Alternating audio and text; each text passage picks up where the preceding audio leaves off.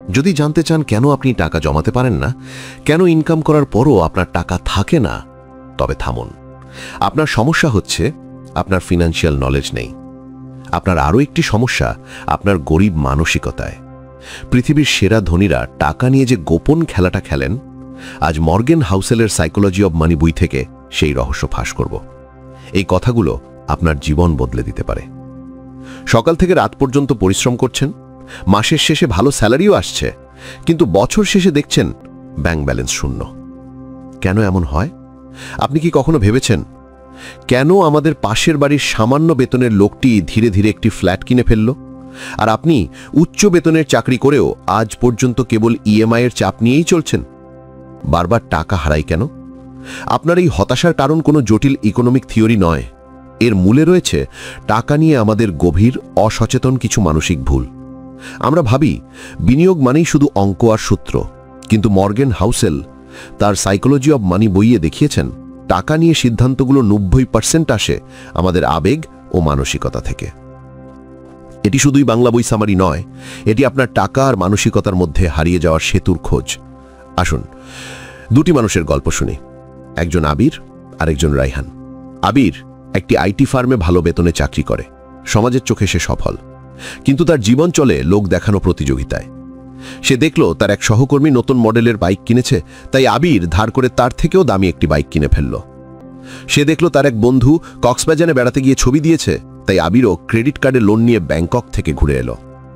আবির প্রতি মাসে বেশি রোজগার করে, কিন্তু তার খরচ চলে অন্যের জীবনযাত্রার সাথে পাল্লা দিয়ে। ফলস্বরূপ তার অ্যাকাউন্ট প্রায় ফাঁকা। সে নিজের ধনী হওয়ার মানসিকতা তৈরি না করে সাময়িক ধনী হওয়ার অভিনয় করছে। অন্যদিকে রাইহান আবিরের চেয়ে কম রোজগার করে, একটি ছোট ব্যবসা চালায়। সে সমাজে তার স্ট্যাটাস দেখানোর কোনো প্রয়োজন মনে করে না। রাইহান পুরনো বাইক চালায়, পুরনো ফোন ব্যবহার করে। তার কাছে টাকা মানে স্বাধীনতা। সে প্রতি মাসে একটি নির্দিষ্ট পরিমাণ টাকা নিয়মিতভাবে শেয়ার বাজারে বা ছোট কোনো ব্যবসায় বিনিয়োগ করে। রাইহান জানে এই সামান্য টাকাটা সময়ের সাথে সাথে তার জন্য বড় সম্পদ তৈরি করবে। রাইহান তার মানসিকতাকে নিয়ন্ত্রণ করেছে। Psychology of money Bangla audio বুকটি আমাদের শেখায় ধনী হওয়া এক জিনিস আর ধনী থাকা অন্য জিনিস। আবির ধনী হবার চেষ্টা করছে, অর্থাৎ লোক দেখিয়ে, কিন্তু ধনী থাকতে পারছে না। রাইহান হয়তো আজ ধনী নয়, কিন্তু তার মানসিকতা তাকে ধনী থাকার দিকে নিয়ে যাচ্ছে।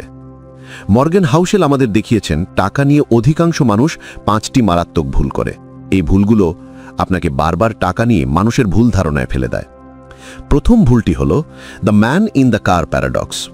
খেয়াল করুন, আবির যখন দামি বাইকটি কিনল, সে ভাবল সবাই তাকে দেখবে, কিন্তু মর্গেন বলছেন মানুষ আসলে আপনাকে নয়, আপনার বাইকটিকেই দেখছে এবং ভাবছে, ইস, আমার যদি এমনটা থাকতো। সাইকোলজি অব মানি বুক থেকে শেখার 10টি জীবন বদলানো শিক্ষার মধ্যে এটি প্রধান। আপনি অন্যের চোখে ধনী সাজার জন্য টাকা খরচ করছেন, নিজেকে গরিব করে। দ্বিতীয় ভুলটি হল লাক অ্যান্ড রিস্ক। আমরা যখন সফল কাউকে দেখি তখন শুধু তার চেষ্টা দেখি, কিন্তু সফলতায় ভাগ্যের একটি বিশাল ভূমিকা থাকে, তেমনি ব্যর্থতাতেও থাকে অপ্রত্যাশিত ঝুঁকি। সফলতার গল্প শুনে যদি আপনি ভাবেন আমিও একই কাজ করব, তবে আপনি সেই ঝুঁকিকে উপেক্ষা করছেন। আপনার কি মনে হয় পৃথিবীর সব ব্যর্থ মানুষ অলস ছিল? না। তৃতীয় ভুলটি হল নেভার এনাফ আইডিয়া। আপনার আয় 1 লাখ টাকা হলেও আপনার মন বলবে, কেন 1,10,000 নয়? আমরা কখনোই জানতে পারি না কতটা যথেষ্ট। এই আরও চাই মানসিকতা আমাদের অপ্রয়োজনীয় ঝুঁকি নিতে বাধ্য করে। যদি আপনার কাছে 1 কোটি টাকা থাকে, তবে কি আপনি 2 কোটি টাকার জন্য পুরোটা ঝুঁকিতে ফেলবেন? কেন মানুষ টাকা ধরে রাখতে পারে না? কারণ তারা যথেষ্ট শব্দটি জানে না। চতুর্থ ভুলটি হল কম্পাউন্ডিং পাওয়ার। ওয়ারেন বাফেটের সম্পদ তার বুদ্ধিমত্তা বা বিনিয়োগ কৌশলের জন্য ততটা বাড়েনি যতটা বেড়েছে সময়ের কারণে। ছোট ছোট সেভিংসকে লম্বা সময় ধরে বাজারে থাকতে দেওয়াই হলো কম্পাউন্ডিং। আপনি যদি 5 বছর ধরে 1 লক্ষ টাকা জমিয়ে রাখেন, আর রাইহান যদি 20 বছর ধরে প্রতি বছর 5,000 টাকা বিনিয়োগ করে, কে বেশি ধনী হবে? উত্তরটা আপনাকে অবাক করবে। পঞ্চম ভুলটি ভবিষ্যৎ নিয়ে অন্ধত্ব। আপনি কি আপনার ভবিষ্যৎ সত্তাকে মূল্য দেন? আমরা আজকের আনন্দটাকে বেশি গুরুত্ব দিই, কিন্তু আজকের সামান্য সঞ্চয় ভবিষ্যতের আপনাকে চরম স্বাধীনতা দিতে পারে। আমি কেন টাকা জমাতে পারি না? কারণ আপনার আজকের মন ভবিষ্যতের আপনাকে নিয়ে চিন্তা করে না। তাহলে এই জ্ঞানকে বাস্তবে কাজে লাগানোর সূত্র কি? The psychology of money Bangla summary থেকে আপনি 3টি মন্ত্র নিন। প্রথম মন্ত্র, ফিনান্সিয়াল অহংকার নয়, নম্রতা শিখুন। রাইহানের মতো হন। টাকা জমানোর অর্থ এই নয় যে আপনি কোনো লক্ষ্যের জন্য টাকা জমাচ্ছেন। টাকা জমানো একটি অভ্যাস। আপনার সঞ্চয়কে আপনার ইগো বা অহংকারের চেয়ে বেশি মূল্যবান হতে দিন। গাড়ি কেনার জন্য নয়, স্বাধীনতার জন্য টাকা জমান। এটিই ধনী হওয়ার মানসিকতা কিভাবে তৈরি করব তার প্রথম ধাপ। দ্বিতীয় মন্ত্র, ফিনান্সিয়াল স্বাধীনতা হলো আপনার সেরা বিনিয়োগ। যখন আপনার হাতে টাকা থাকে তখন আপনার জীবন নিয়ন্ত্রণ করার ক্ষমতা আপনার হাতে আসে।